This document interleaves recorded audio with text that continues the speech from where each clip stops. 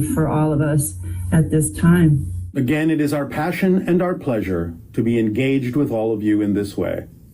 Well, it's been very helpful to me. I'm able to stay within my center and focused on what's going on within me and seeing the invisible barriers between different realities and really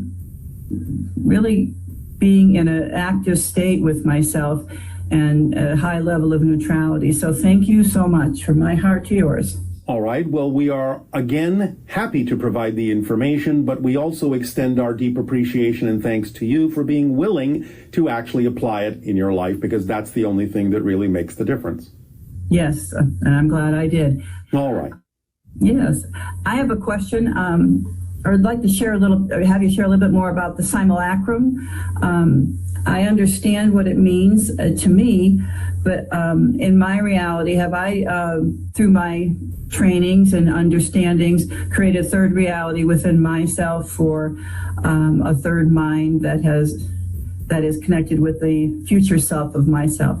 Yes, that is always there in that process. No matter how little or much of it you may do, a third Venn, shall we say, overlap or simulacrum is always necessary for that to be experienced on any level. So in the idea, is that what you would refer to as also a third reality? Yes. So in the third reality sense of that idea, is that coming through our reality in a stronger sense now because of our focus has changed a little bit here? Yes, and we will be talking a little bit more about this in an upcoming transmission called the Parallel Reality Wheel, because that is the general mechanism that is utilized to be more aware of different parallel realities that are overlapping in the here and now, is to create, in a sense, a series of third realities that represents the blending between what you consider your reality to be and another parallel reality. And the more parallel realities you become aware of, the more third realities are created to act as go-betweens or simulacrums so that they can be experienced in that way in your reality. Now, is that also acting as a bridge for me, for all of us, to go into our future network template for those selves that are available to us now? Yes. I've been exploring a little bit of that, and it's been very easy. It's been a seamless connection for me. Yes. Congratulations. Yes, thank you so much.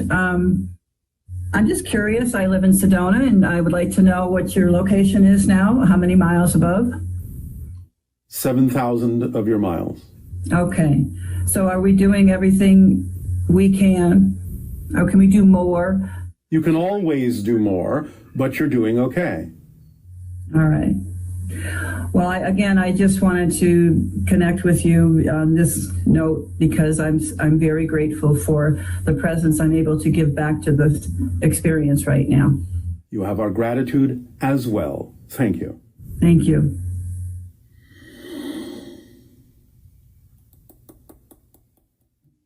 Good day, Bashar. And to you, good day.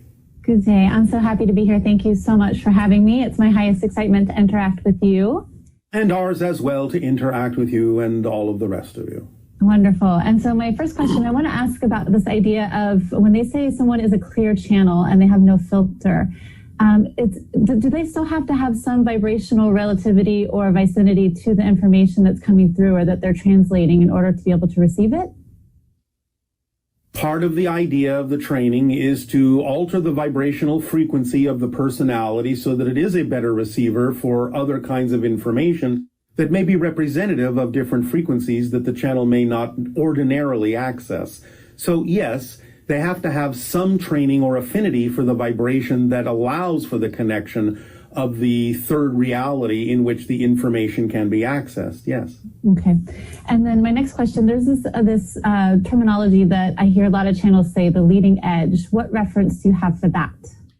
From our perspective, the idea of the leading edge is that there is an aspect to the entire collective consciousness of your planet that is like a wave, an expanding wave of consciousness, but it is also based partly not only in non-physical, but in physical reality. And therefore, there are certain, shall we say, pressures or resistances in physical reality that pile up against the expansion wave, creating a border or barrier that might be considered the leading edge of the expansion, because there is still a vibrational difference between the front of that wave and the reality that it is changing, which may have still a little bit of resistance to it. That's really cool. And is there any relativity to the idea of like quantum, like the wave and the particle function? Does that have any relevance there? Well, there are some cross correlations, but not necessarily exactly in the way that we just described. Okay. And speaking of the wave and the particle, I was reading a book and they talked about the idea of it's like where our brain is searching for things. And you mentioned that we're shifting billions of times per second. Is that any relevance to the wave and the particle? It does. Okay. Can you expand on that? Well, the idea is that consciousness must be understood to be part of the equation.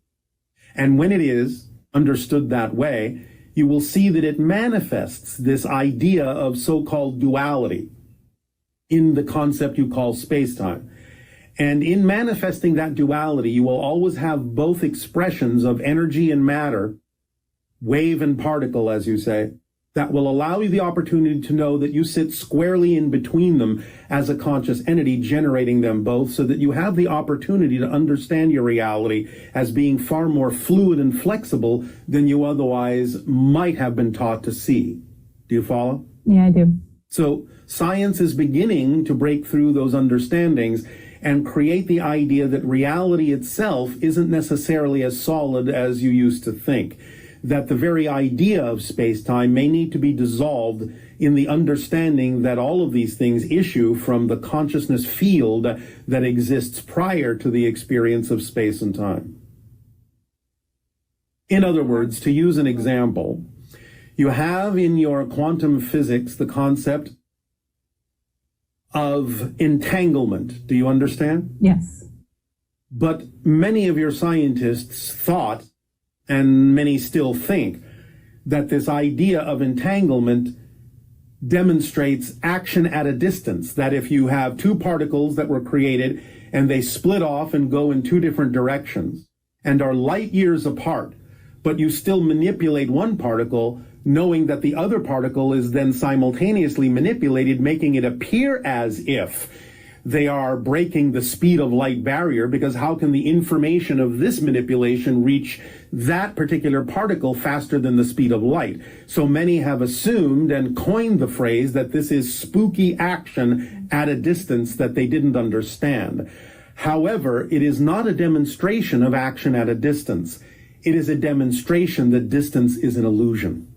Very cool. Because those particles are actually still here and now, no matter where they appear to be in the illusion of physical space, time, and volume. Does that make sense? Yeah, it does.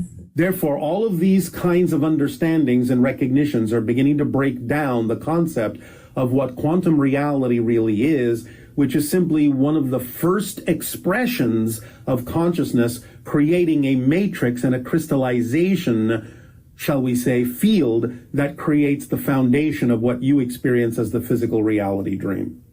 It's just an expression that lays a carpet down for you or a game board down for you so you can play the physical reality game. That's pretty cool.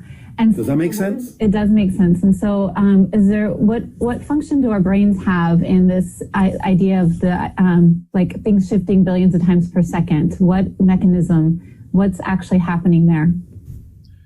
Well, the idea is that you become literally a new person with a new brain that is more adapted to the idea of the vibrational shift of the reality that you have made. You never have the same brain. You never even have the same atomic structure. So crazy. I love that. Yes. That's really exciting. It is. And thank you for that. And then my next question. So I want to give a huge testament to acting on my excitement. I'm doing it to the best of my ability, and I'm experiencing so much synchronicity and so much kind of alignment signs. It can sometimes be a little overwhelming just in the fact that there's so much of it that it's almost like people around me don't know how to handle it. And so I'm having an adjustment there. Do you have any advice? There will always be an adjustment. Just remember the entire formula and you'll be fine. Everything will adapt around you as it needs to. Some things will not adapt, but then those things are not necessarily going to remain part of the reality that you prefer to experience. Yeah. And so one of the consistent kind of synchronicity signs I'm having is 9/11. I keep seeing that on the clock. I see mostly all of the numbers, but that one seems to be the most consistent that I see every day. Yes, well, it has generally become a symbol in your reality of the idea of abrupt, unexpected change. Interesting. Okay. And so with that, I want to thank you for the transmission that you gave us on in December of Eye of the Storm 2020. That has been really paramount to all right. remaining in the center. I feel like I'm in this bubble reality of just well-being and experiencing a lot of really great synchronicity and a lot of beautiful things. It is a companion, and the first part that is connected to this particular interaction, going from the eye of the storm now to what we are calling the eye of the needle, which is the narrow passage you are all passing through at this time, by being able to use this time to strip yourselves down to your essential core and let go of those things that are no longer you, so you can more effortlessly use the calm in the center of the eye of the storm to pass through the narrow passage of the eye of the needle and come out the other side in a manner that is more representative of who you prefer to be. That's what it feels like, a lot of awareness of things that are just choices, not necessarily that they're wrong or bad, but just a lot of options that I'm aware of that I can choose what works for me. This is the time to make choices. This is the time to decide. This is the pivot point. This is the eye of the needle. This is the passage. Beautiful. And then you did mention, though, that you said 2020 was going to be nuts, and I have to agree. But you also said that there would be some event in September with the Eastern Bloc. And so I guess it's going to be even more nuts than we're experiencing right now. I cannot comment on that at this time. Okay. You are not yet, any of you, on the other side of the eye of the needle. Okay. Good to know. And then the last thing I just want to ask about is another synchronicity sign. Time feels so funny to me. A couple years ago, it is funny. There was an energy that I kept feeling around me, and you had said there was a name to this energy, Sadie, and it never manifested in an actual human baby that I was feeling. But I do keep seeing signs of this truck that keeps coming into my awareness, Sadie Rose. Do you have anything to say on that? It is, in some sense, an opportunity to recognize that at that moment you are in the proper state when you see that synchronicity to communicate with that being. Okay. So just open up your mind and let in what comes in at that moment and see what you get. Thank you so much, Bashar. I appreciate you. As we appreciate all of you. Thank you. Good day. Good day. Me to stop. Absolutely. You can always rely on us. The first question is around death. Yes. Yeah, so I understand what you've taught us about each slice of reality and that we're just moving from slice to slice. Yes. But I'm just really curious about what that slice of reality is when we transition. What is that next reality, and what kind of dimension it is, and do we continue being the entity as we know of ourselves here? No. No. No, you are more than what you are as a physical personality. You will retain that quality, you'll retain that experience, you'll retain that information, but you will be more than that in much the same way that you retain the experience and information you picked up in going through earlier grades of school, but you are beyond that now. You are more than that now. You are an adult as opposed to a child, even though the child still exists within your experience of yourself. You don't define yourself as only being the child anymore. So similarly, when you expand back into the idea of your spirit self, it's like growing up and retaining your childhood experiences and memories and understandings of what you've learned, but you are more than that and see things from a higher point of view, a broader perspective that allows you to utilize the experience in a more expanded way. Remember that it's still you overall, it's always happening to you, but you will recognize yourself as more than you thought yourself to be here in physical reality, just as you now think of yourself as more than the child you used to be. And so when the transition, once we transition to the other dimension, it could also be a physical or a non-physical or a semi-physical. Well, physicality only goes so far in terms of dimensionality. You are shifting from third density to fourth density, and that is all within the idea of the fourth dimensional reality of space and time. But when you actually transition to a higher frequency than that, into fifth density and into the spirit realm and higher forms of vibration, you actually are crossing the threshold from one dimension, the fourth dimension of space and time, into the fifth dimension of non-physical reality. Therefore, you will experience things in a very different way. Time and space will be much more malleable and flexible and not as rigid or crystallized as you experience it to be in physical reality, which does have a border to it, and it ends at the edge of the fourth dimension, which is also fourth density, which is what you're transitioning into now, a higher state of physical reality. But beyond that, you have to go into non-physical reality, or at least not physical reality as you understand it now in your space-time matrix. Yes. But does one go there and then decide to actually enter fourth density again? Is it possible? You can create that experience, but remember, everything exists all at once. So you're just creating an experience of going back into fourth density, but all that actually is a shift of perspective, because that reality already exists. That experience, in a sense, is already set up as a structure, but you can have the decision and make the choice as to whether you want to focus on that particular experiential structure or whether you wish to focus on something different, because all of those options are available to you at the same time. And so are the higher dimensions even, right?